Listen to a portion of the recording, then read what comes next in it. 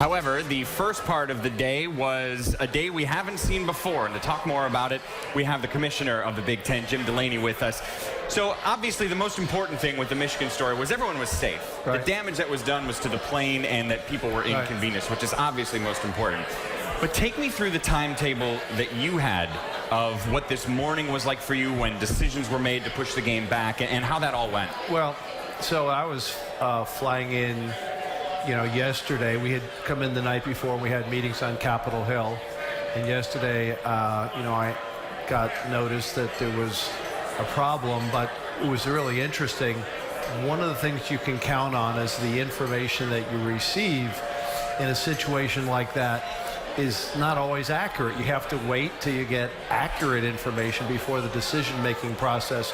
So we knew that there had been an issue. We knew that the team was going to be delayed. We didn't know if there had been bumps or bruises or something worse than that. But we were in constant communication with the athletic department and as well as the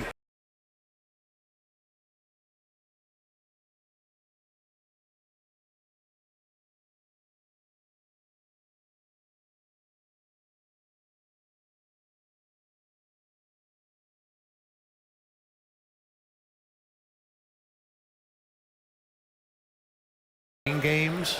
They didn't want to delay the games.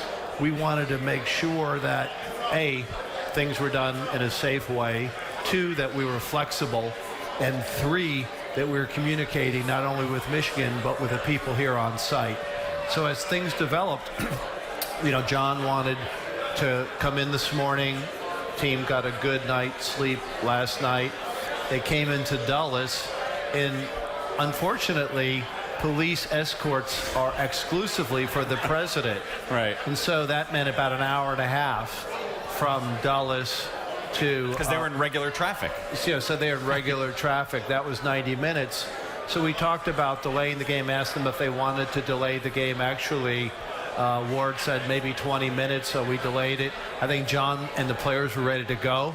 I think they were really, and obviously they played exceptionally well. So what we wanted to do was understand the true facts. There were a lot of facts out there that weren't confirmed, weren't ascertained. So 1, 2, make sure everybody was safe. 3, make sure that the institution decided what was the safest way for them to proceed. The families and the players were communicating with each other. And then have enough flexibility here not to make a decision prematurely, but to really monitor with Michigan and with Illinois as to whether or not the game could go on time, delayed or flipped.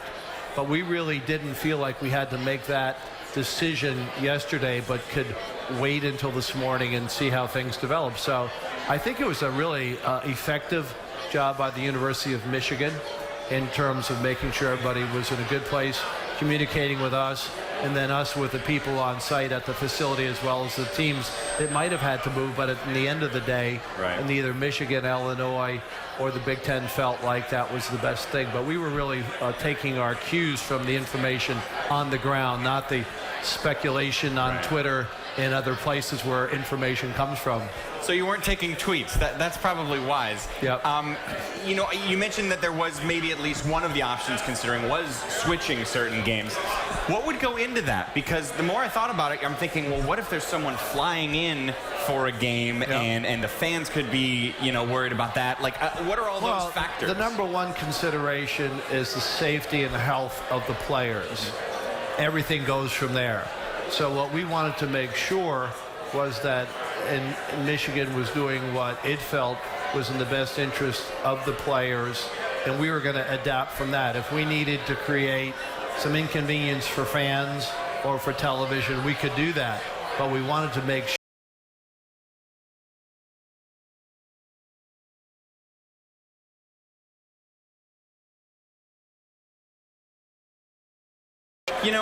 let's change topics now and turn over to the league in general this year.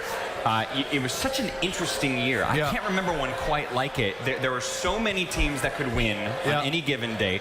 The worst team in the league, Rutgers, looked great in the game yesterday. Might give Northwestern a run for their money tonight.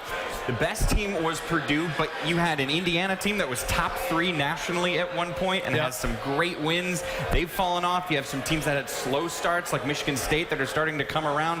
What was your overall take on this? Well, it was a unique year. In all of my years in the Big Ten, I don't think I've ever seen one where the closeness between 1 and 14 or 1 and 10 or 1 and 12 or 1 and 11 was like this year.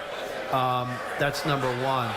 Number two, Indiana was our 10th seed, but they had wins over North Carolina and Arizona. We had teams like Ohio State and Purdue that went to Louisville or went to Virginia. Really top-ranked teams came close but didn't get the win. And so there was this compaction of talent and skill, albeit not a top 10 team, although I think we're not far off having top 10 teams, but probably 8 to 10 teams that deserve consideration for being on the board for selection as among the best at-large teams in the country. Very young. I think Iowa had 3 or 4 freshman starters. Maryland had 3 freshman starters. Michigan State had 3 or 4 freshmen start at various times. Really young league. The Northwestern story captured the imagination nationally. That was unique and sort of fun to watch. Everybody had their ups and downs, so nobody had so many players that they could afford to lose 1 or 2 permanently or intermittently without it affecting their competitiveness. So I haven't really compared the number of overtime games and games decided by less than 5 points, but it was game in, game out, week in, week out. The other thing that I noted about the year was how much our teams improved. And that's a testimony to both the players and the coaches, because these are not the same teams that you saw play in December and January. And that's pretty constant in the Big Ten. I think our coaches are the best in the country. I think we have some great players, some great young players, and thought it was a really fascinating year, and I think it's going to be a fascinating tournament. Before we let you go, the Big Ten tournament has had 19 editions. They've all been in Chicago or Indianapolis. This year is the first of a 2-year East Coast swing. Next year it'll be in New York City. This year it's in the nation's capital. Thus far, how has the experience been being in D.C.? I think it's been great. You know, the first night we were here, we were over on Capitol Hill. We had federal relations officers. We had friends of the university. We had staff and congressmen. So it's a great chance. Our universities are global. They're not regional. They're located in the Midwest and do business nationally and internationally. This is an international and national city. So to be here this close to the heartbeat of American governance, I think is important for our institutions. I think it's great for our players. But just walking around, we've had great weather the last couple of days. I know it's going to maybe get a chill this weekend. But to see on Capitol Hill grounds Badger T-shirts, Spartan T-shirts, Northwestern T-shirts, and to see families, and really yesterday's games, 11, 14, 12, 13, the crowds are comparable to what they were in Chicago or Indy. We had better crowds today. I think we'll have better crowds tonight, and I think tomorrow will be really wild. So we'll see. It's a build, and it's a statement that this conference lives in 2 regions. We have over 1 million fans in this area. We have 3 institutions. And what happens in this corridor is not only important for the Big Ten, but it's important for the country, and we want to be part of it. Commissioner Jim Delany, a man I found out is the latest Sports Light fan. You were watching the show on Monday, Yes, right? I was. Yeah, I'm a fan. I'll take it. Commissioner, thanks for your time. Thank you.